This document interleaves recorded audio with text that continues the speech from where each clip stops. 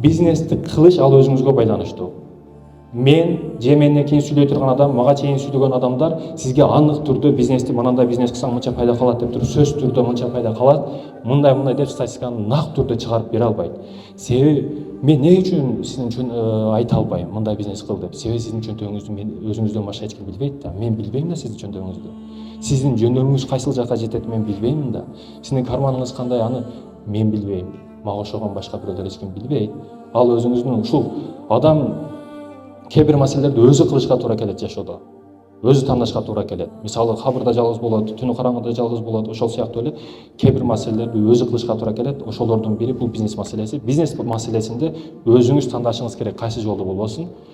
Да акчага келип да калат бардык нерсе, бирок бардыгы нөлдөн чыккан да. Алдыңызда турган биз дагы нөлдөн чыкканбыз. Мисалы урматтуу мекендешим, неге бизнес кылыш керек десеңиз, мисалы ким Вьетнамга барган? Вьетнамга баргандар колуңузду көтөрсөңүздөр. Ким Вьетнамга барган? Эжеке барыптыр. Вьетнамга барсаңыз бир да тилемчини көрбөйсүз. Жолдо кайры сурап отурган тилемчини көрбөйсүз да. Мен кече жакында Вьетнамга келдим. Вьетнамда ошондой адам көрбөйсүз. Неге десеңиз, буларда мамлекет берген жумуш бар, мамлекетте, фирмада, компанияда башкада иштешет да, иштешет. Андан сырткары ар биринин өзүнүн бизнеси бар да. Мисалы жөнөкөй баягы мороженое сатабы, сок сатабы, ар биринин каждый адамдын өзүнүн бизнеси бар экен. Бизнеси болот. Булардын өзүнүн жеке бизнеси бар. Мамлекет неге өзүнүн бизнеси бар десеңиз, буларда себеби мамлекеттин берген айлык өтө аз $200 деле түзөт экен да. $200. Бул эч нерсеге жетпейт. Неге айтып жатам буларды? Урматтуу мекендештерим, мисалы 20 жаштагы бала, бул жерде 20 жаш дегерек балдар бар экен. 20 жаштагы бала дейли. 20, 30, 40, 50, 20, 30, 40, 50, 30 жыл бар экен. Bir adam, bir жаш бала, 20 жаштагы бала ай сайын $200 иштей турган болсо, бул өмүрүнүн эсебин чыгарат азыр. Bir адам, 20 жаштагы жигит bir айда $200 иштесе, 12ге көбөйтсөк, жалпы канча болот? $2400 болот экен. $2400 болот экен. Эми $2400, 20 болсо 30, 40, 50, 30 жылга көбөйтөбүз, канча болот?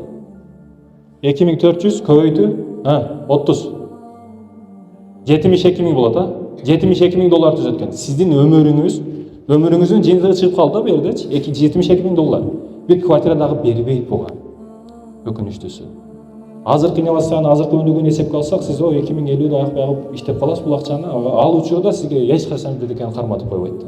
Ошондуктан маани бере турган маселе бул маселе ушул анык. $72.000 түзөт экен, бирок ну деген жери бар.